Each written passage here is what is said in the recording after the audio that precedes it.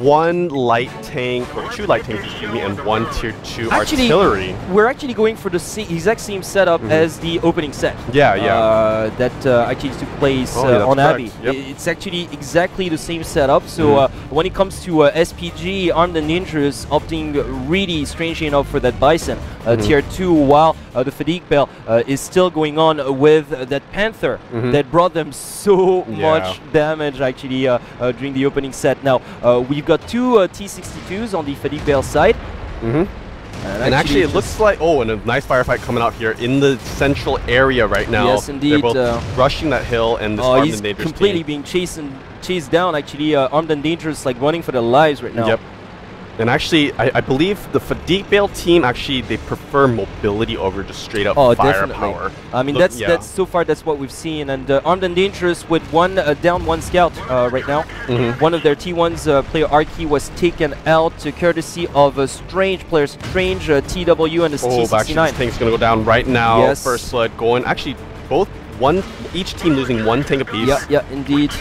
So they will lose a little bit of vision, but I believe the a slight advantage to the Armed and Dangerous side because the PZ tank tier 3 was taken out on the Fadiq Bale side, but it's not going to amount for that much. Yeah, I mean, comparing a tier 8 to a tier 3 is like comparing a baby to an adult, right? It's exactly. There's not much they can do. Here, player Faratia. Vantage point that we switch to player Strange on the Armed and Dangerous side. Yep, and the Fadiq Bale team just kind of still in that same area, in that middle hill area. Both teams actually kind of camping in the area as well. So yeah, well, Fadiq Bale taking pretty much control of that hilltop. Yep. At the middle, so that might prove crucial. And once again, Armed and Dangerous, big surprise, just sitting there up north. Yep, so they actually, most of their tanks are just actually camping at the base of the hill. They don't want to push out into the hill just yet. They have 1 tank kind of up there, but most of their tanks are just really sitting back. Well, when it comes to tactics and strategy, Armed and Dangerous obviously opting for the patient sit, trying to lure their opponents into ambushes, which obviously they've rehearsed quite a bit on each and every single one of these maps, while Fadiq Bale with a much more versatile approach. I don't want to call it offensive, but sort of keeping their options open and counting more on individual skill. Pretty much and micro to overcome their opponents. And right here, player Hank. Yep, actually spotting 2 of the enemy tanks. Yep. Well, I mean, they know where it's coming from right now because, Fadiq Bale, by now, they kind of realized, okay, you know what, unless we rush those people, they're just going to wait camped out on their, pretty much, and try to ambush us, like, towards their starting point. Yeah, another brilliant shot here.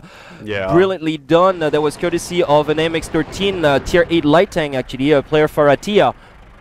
Taking out the enemy artillery. Yeah, and I really don't know what the Armed and Dangerous team are planning to do with that tier 2 piece with that of Bison, artillery. yeah, exactly. I mean, so what possible damage? Yeah, even if you get a shot, let us say that you get a crack at one of those AMX-50s, for instance. What possible damage can you do? You'll probably do 1% at most. So what is the point of taking a Bison? I mean, just I'm still like sort of pondering about that, taking scouts, but then like you've got T32s for that. Yep. You've got AMX-50s for that. Like, do you really need that Bison? Tier 2, exactly, a piece of artillery. I'd rather go for an extra scout. Yeah, exactly. It could be part of the strategy. They could be targeting those tier 1 scouts on the opposing. Well, exactly, because they're camping. Team. So that's the only option they can think of, pretty much. Okay, like with that Bison. Okay, if maybe taking out those T1s, but outside of that, what use is it going to be against the tier 8 heavy tanks or even tier 8 medium tanks for that matter? Even light tanks, even light tanks, exactly. Like you just barely like scratch them.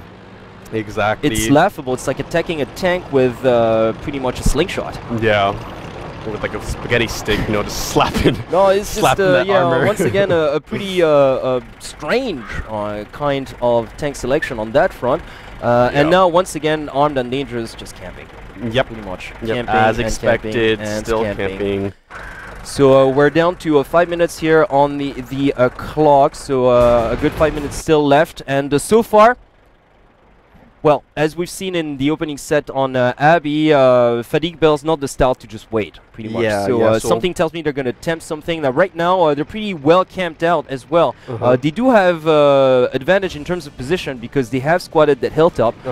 But, of course, Armed and Dangerous are not going to make the push. Exactly. So it's pretty much down to Fadiq Bale to come up with a strategy. Now, they're actually moving out. Perhaps they will go for a western flank through that island, but that's a risky move as well because right now Armed and Dangerous are very well placed out strategically speaking. They're covering the entries to their base really well. Actually they're slightly pushing out right here. The Fadiq Bale team slowly pushing out onto the Armed and Dangerous. They're trying to get a peek, and if that Panther can get a shot at one of those two T32s or AMX-50s, then they will go for the push. Yeah, definitely. It's just it's going to depend on that piece of artillery. A lot of it's going to depend on the Panther, pretty much. So player Erika once again has got a lot of responsibility on the Fadiq Bale side. Yeah, and the reason why the Fadiq Bale team is so hesitant to push out so aggressively is because on the opposing Armed and Dangerous team, they have 4 heavy tanks. They can't afford to push out like that. I mean, they're completely outgunned when you think about it. Right now, they only have 1 AMX-50, and the rest of it is just like, well, you got two T69s. If they had 3 T69s, maybe they could go for it, but with that AMX-13, it's just not going to work out. Yeah. So they're definitely outgunned here. Ooh, and a nice shot coming out on the Fadiq Bale team, taking this T32, which is played by the Art, down to 50%. Yep, that was a sneaky shot. They just want to take at least one of those heavy tanks down before making the move. They really want to take out at least one of these heavy tanks, because if they don't... Oh, and a nice shot coming onto Haiku. Faratia getting a nice sneak shot here. Yep. They are slowly pushing out onto the Armed and Dangerous team. And actually, the Armed and Dangerous team is responding to this by backing out. Yeah, indeed. They're just...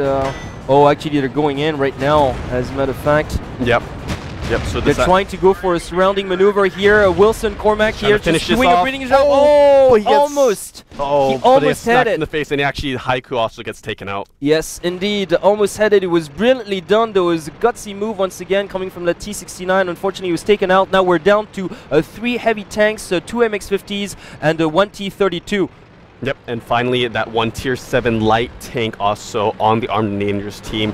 Looking at the opposing team, the Fadiq Bale team have 1 AMX-50 heavy tank, 1 light AMX-13, 1 medium T69, 1 Tier 6 GW Panther, and last but not least... Well, yeah, the Panther obviously not able to do much here because, well, the piece of artillery cannot do much simply because there's a little too much cover on the northern starting point. And yeah, the Armed and Dangerous side is definitely not taking any chances whatsoever. Oh, but actually Fadiq Bale going for a sneaky base capture. Yeah, they are. It might be a little bit too dangerous because he's out there alone.